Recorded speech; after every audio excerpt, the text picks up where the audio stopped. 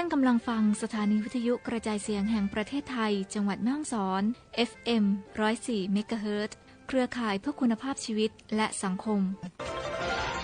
วิทยุแห่งประเทศไทยให้ความรู้คู่ความสุขรวมมือมาประหยัดกันน้ำมันที่มีก็จะพอใช้ช่วยกันเพื่อประหยัดไฟช่วยชาติช่วยไทยพลังงานพอเพียง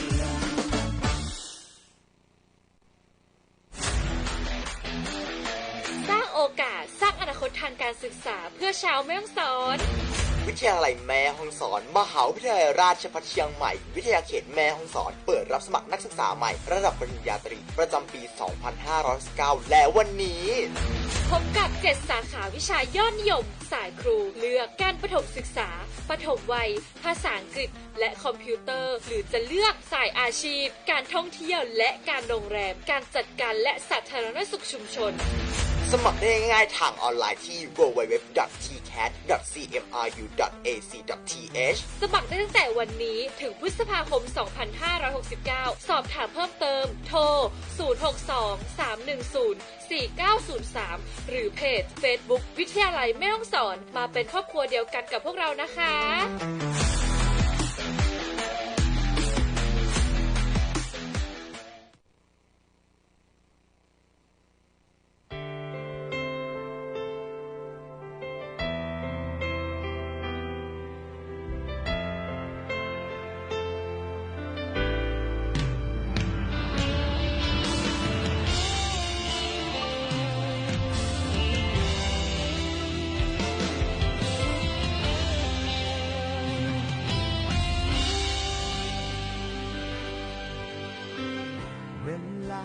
พันเปลี่ยนเวียนหมุนและเลยผ่าน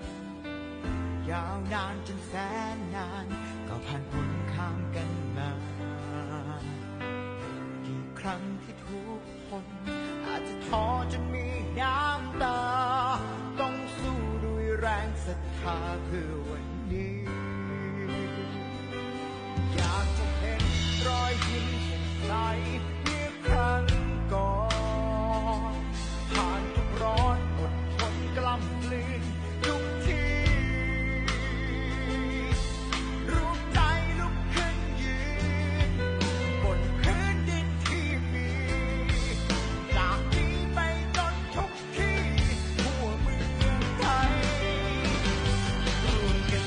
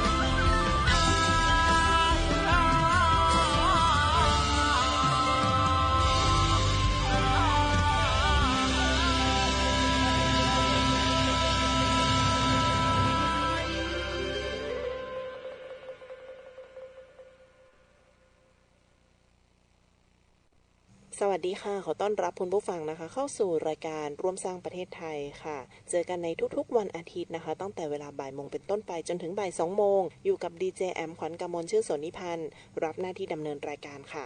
รายการร่วมสร้างประเทศไทยนะคะพาคุณผู้ฟังค่ะไปรับรู้ข้อมูลข่าวสารดีๆจากทางภาครัฐนะคะติดตามกันได้ทางคลื่น FM 104 เมกะเฮิรตซ์สวทแม่ฮ่องสอนค่ะ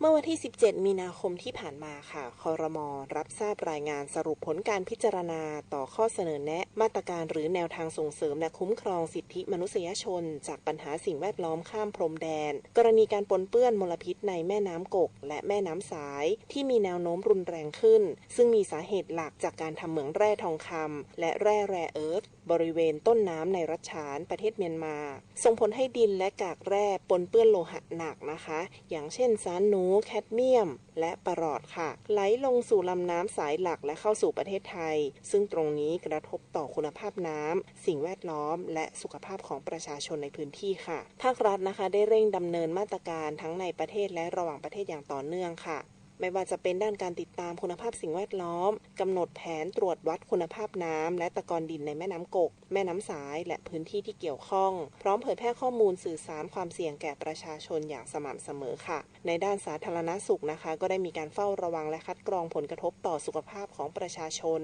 ตรวจคุณภาพน้ำประปาหมู่บ้านในพื้นที่ริมแม่น้ำกกและแม่น้ำสายและให้คำแนะนำการใช้น้ำอย่างปลอดภัยค่ะด้านการจัดหาน้ำสะอาดได้เร่งเฝ้าระวังคุณภาพน้ำดิบและน้ำประปาอย่างใกล้ชิดแจกจ่ายน้ำอุปโภคบริโภคให้ประชาชนพร้อมกับวางแผนพัฒนาระบบประปาหมู่บ้านให้มีประสิทธิภาพมากขึ้นในระยะยาวค่ะภาคการเกษตรและประมงค่ะได้มีการตรวจสอบคุณภาพตะกอนดินสัตว์น้ำและผลผลิตซึ่งขณะนี้นะคะยังไม่พบการปนเปื้อนโลหะหนักเกินค่ามาตรฐานค่ะด้านการฟื้นฟูและสนับสนุนงบประมาณนะคะกรมควบคุมมลพิษเสนอขอรับการสนับสนุนงบกลางเพื่อแก้ไขปัญหาและฟื้นฟูแหล่งน้ำอย่างเป็นระบบและแต่งตั้งคณะทำงานแก้ไขปัญหาคุณภาพน้ำข้ามพรมแดน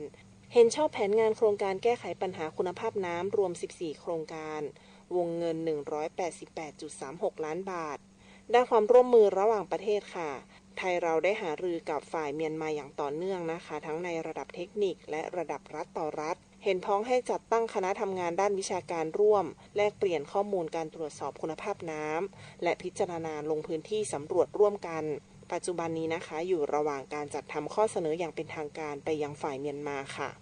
จากที่เล่ามานะคะคุณผู้ฟังเราก็จะเห็นได้ว่ารัฐบาลให้ความสำคัญกับการคุ้มครองสุขภาพของประชาชนและสิทธิของชุมชนที่ได้รับผลกระทบจากปัญหาสิ่งแวดล้อมข้ามพรมแดน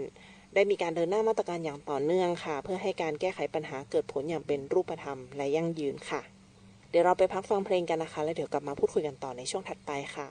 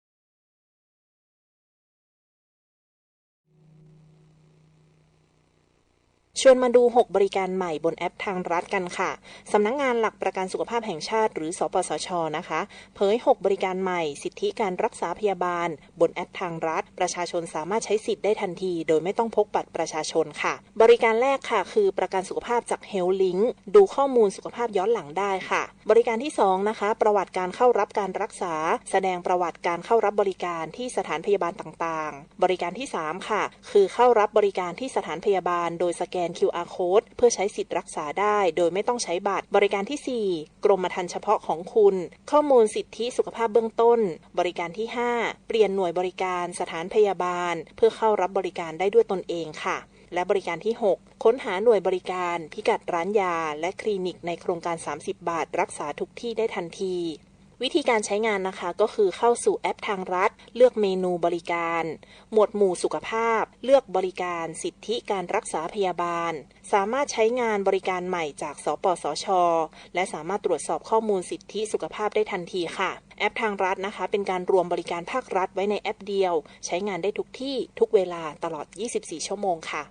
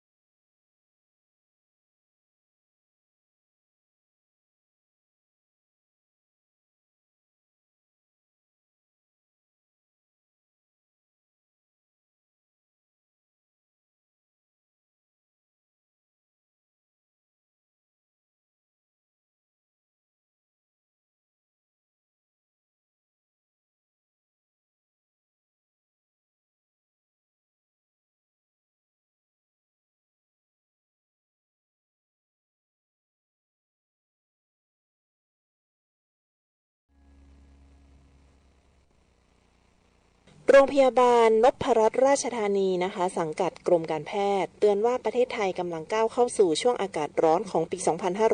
2569 ซึ่งมีแนวโน้มร้อนกว่าปีที่ผ่านมาและอาจเกิดปัญหาภัยแล้งไฟป่าและฝุ่น PM 2.5 ร่วมกันค่ะส่งผลกระทบต่อสุขภาพของประชาชนนะคะโดยเฉพาะกลุ่มเสี่ยงจำเป็นต้องเตรียมความพร้อมและดูแลตนเองอย่างจริงจังค่ะนายแพทย์อัครฐานจิตนุยานนท์รองอธิบดีกรมการแพทย์นะคะระบุว่าอากาศร้อนจัดอาจทำให้เกิดภาวะฮิสโตรกหรือช็อกจากความร้อนนะคะซึ่งอันตรายถึงชีวิตและยังทำให้โรคเดิมอย่างเช่นโรคหัวใจหลอดเลือดปอดและทางเดินหายใจกำเริบได้ค่ะกลุ่มเสี่ยงนะคะก็คือกลุ่มผู้สูงอายุเด็กสตรีมีครรภ์ผู้ป่วยเรื้อรังและผู้ที่ทำงานกลางแจ้งหรือใช้แรงมากค่ะอย่างเช่นนะคะคนที่ทำงานก่อสร้างทำงานด้านการเกษตรนะคะขนส่งรวมถึงผู้ที่เข้าถึงเครื่องปรับอากาศหรือน้ำดื่มสะอาดได้จำกัดค่ะนอกจากนี้ยังพบว่าความร้อนภายในบ้านนะคะเป็นปัจจัยเสี่ยงสำคัญโดยมักเกิดพร้อมกับภัยซ้อนภัยนะคะอย่างเช่นความร้อนร่วมกับฝุ่นควันไฟ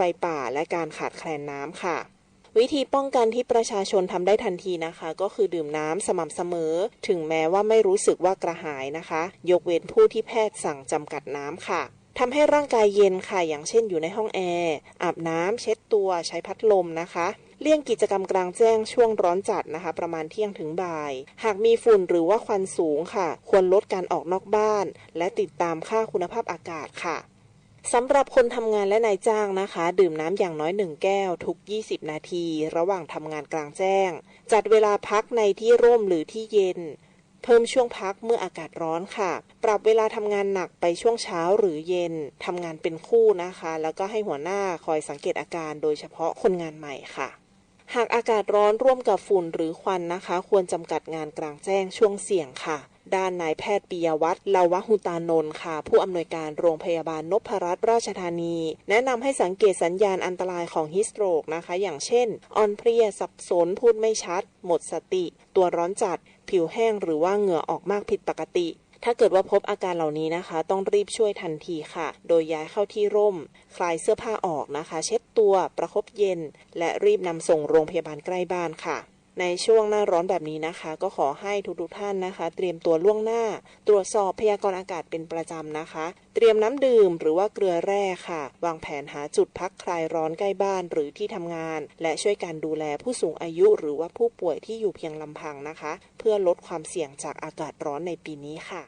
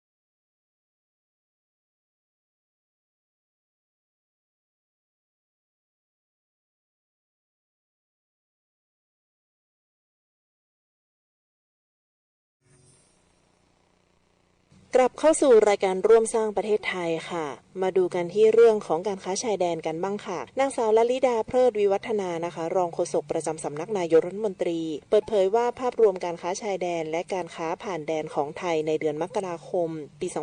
2569 นะคะมีมูลค่าการค้ารวม 161,135 ล้านบาทค่ะขยายตัวขึ้นเป็น 10.9% นะคะเมื่อเทียบกับช่วงเดียวกันของปีก่อนค่ะเป็นการส่งออกอยู่ที่ 87,977 ล้านบาทนะคะเพิ่มขึ้น 12.6% และเป็นการนำเข้า 73,158 ล้านบาทเพิ่มขึ้น 9.0% ค่ะส่งผลให้ไทยนะคะเกินดุลการค้าอยู่ที่ 14,819 ล้านบาทค่ะรองโฆษกประจำสำนักนายกรัฐมนตรีนะคะกล่าวว่าสำหรับการค้าชายแดนกับประเทศเพื่อนบ้าน4ประเทศนะคะได้แก่มาเลเซียสปป.ลาวเมียนมาและกัมพูชาเดือนมกราคม 2569มีมูลค่าการค้ารวม 68,613 ล้านบาทหดตัว 18.2% ค่ะเป็นการส่งออก 38,748 ล้านบาทนะคะติดลบ 23.4% และการนำเข้า 29,865 ล้านบาทติดลบ 10.3% ค่ะโดยไทยยังเกินดุลการค้านะคะ 8,883 ล้านบาทค่ะประเทศคู่ค้าชายแดนที่มีมูลค่าสูงสุดก็คือมาเลเซียนะคะ 30,043 ล้านบาทรองลงมาคือสปป.ลาว 24,136 ล้านบาทและเมียนมา 14,434 ล้านบาทค่ะขณะที่การค้าชายแดนไทยกัมพูชาอยู่ที่0 บาทสินค้าส่งออกชายแดนสำคัญนะคะได้แก่น้ำมันดีเซล 3,652 ล้านบาทแผงวงจรไฟฟ้า 1,232 ล้านบาทและน้ำมันสำเร็จรูปอื่นๆค่ะ 1,214 ล้านบาทค่ะขณะที่การค้าผ่านแดนไปประเทศที่3เดือนเดียวกันนะคะมีมูลค่าการค้ารวม92,522 ล้านบาทขยายตัวสูงถึง 50.7% ค่ะเป็นการส่งออก 49,229 ล้านบาทเพิ่มขึ้นมาถึง 78.9% นะคะและเป็นการนำเข้า 43,293 ล้านบาทค่ะเพิ่มขึ้นมา 27.8% ค่ะตลาดผ่านแดนสำคัญอันดับ1นะคะยังคงเป็นจีนค่ะมูลค่า 50,547 ล้านบาทเพิ่มเป็น 45.8% รองลงมาคือสิงคโปร์ค่ะมูลค่า 18,942 ล้านบาทเพิ่มขึ้นมาเป็น 115.9% นะคะและเวียดนามค่ะมูลค่า 7,367 ล้านบาทเพิ่มขึ้นมา 41.1% ค่ะได้แก่ Hard Disk Drive ค่ะ 8,333 ล้านบาทเครื่องโทรศัพท์และอุปกรณ์อีก 6,840 ล้านบาทและทุเรียนสดนะคะ 6,569 ล้านบาทค่ะรองโฆษกประจำสำนักนายกรัฐมนตรีนะคะระบุเพิ่มเติมว่าตัวเลขดังกล่าวสะท้อนบทบาทของไทยในฐานะศูนย์กลางโลจิสติกส์และการค้าของภูมิภาคค่ะโดยเฉพาะการค้าผ่านแดนที่เติบโตโดดเด่นซึ่งรัฐบาลจะเดินหน้าผลักดันการอำนวยความสะดวกทางการค้าพัฒนาโครงสร้างพื้นฐานและเสริมศักยภาพผู้ประกอบการอย่างต่อเนื่องเพื่อรักษาโมเมนตัมการส่งออกและสนับสนุนการฟื้นตัวของเศรษฐกิจไทยในภาพรวมค่ะรัฐบาลนะคะมุ่งใช้การค้าชายแดนและจุดผ่านแดนเป็นกลไกสำคัญในการขับเคลื่อนเศรษฐกิจเชื่อมโยงตลาดภูมิภาคและสร้างรายได้ให้กับผู้ประกอบการไทยอย่างยั่งยืนค่ะ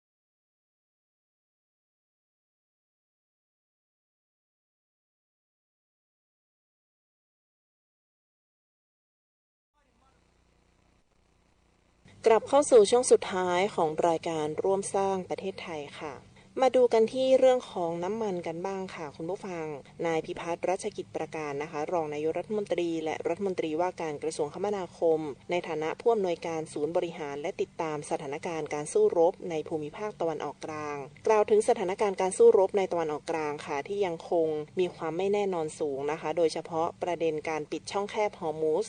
ซึ่งเป็นจุดยุทธศาสตร์สำคัญของการขนส่งน้ำมันถ้าหากว่าสถานการณ์ยังคงยืดเยื้อต่อไปนะคะก็จะส่งผลกระทบต่อระบบเศรษฐกิจทั้งในระดับโลกและประเทศไทยค่ะรัฐบาลนะคะได้กำหนดมาตรการต่างๆเพื่อบรรเทาความเดือดร้อนของประชาชนค่ะโดยมาตรการการตรึงราคาน้ำมันในช่วง15วันได้สิ้นสุดลงแล้วนะคะส่งผลให้ภาระการอุดหนุนของกองทุนน้ำมันเชื้อเพลิงเพิ่มสูงขึ้นค่ะเลยได้มีการพิจารณาแนวทางบริหารจัดการราคาน้ำมันในระยะต่อไปอย่างรอบคอบนะคะโดยกระทรวงพลังงานค่ะรายงานว่าประเทศไทยมีปริมาณน้ำมันสำรองเพียงพอต่อความต้องการใช้ไม่น้อยกว่า101วันและมีการจัดหาน้ำมันเพิ่มเติมนะคะจากแองโกลาและสหรัฐอเมริกา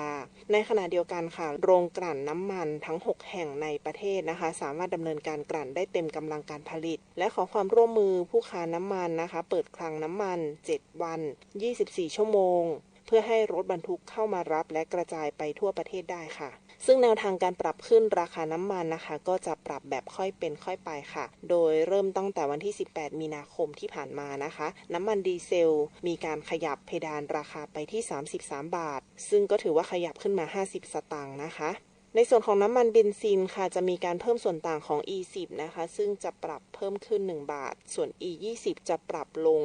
0.79 บาทค่ะทำให้ตอนนี้นะคะ E20 ถูกกว่า E10 ถึง5บาทด้วยกันค่ะรัฐบาลก็เชิญชวนนะคะว่าให้หันมาเติม E20 กันให้มากยิ่งขึ้นค่ะจะได้น้ำมันที่ราคาถูกลงนะคะนอกจากนี้ค่ะที่ประชุมได้รับทราบข้อสั่งการของนายกรัฐมนตรีนะคะเน้นย้ำให้มีการประกาศราคาหน้าคลังน้ำมันและโรงกลั่นอย่างชัดเจนนะคะเพิ่มเติมจากหน้าสถานีบริการน้ำมันส่วนสถานการณ์สินค้าและราคาภายในประเทศค่ะกระทรวงพาณิชย์ยืนยันว่ายังอยู่ในระดับที่สามารถบริหารจัดการได้สินค้าอุปโภคบริโภคยังมีปริมาณเพียงพอต่อความต้องการของประชาชนทั่วประเทศค่ะอันนี้เป็นข้อมูลอัปเดตนะคะเกี่ยวกับเรื่องราคาน้ำมันค่ะเอาละค่ะวันนี้หมดเวลาของรายการร่วมสร้างประเทศไทยแล้วนะคะขอบคุณทุกท่านที่ติดตามรับชมและรับฟังค่ะวันนี้ดีเจแอมลาคุณผู้ฟังไปแล้วพบกันใหม่ในวันอาทิตย์หน้านะคะสวัสดีค่ะ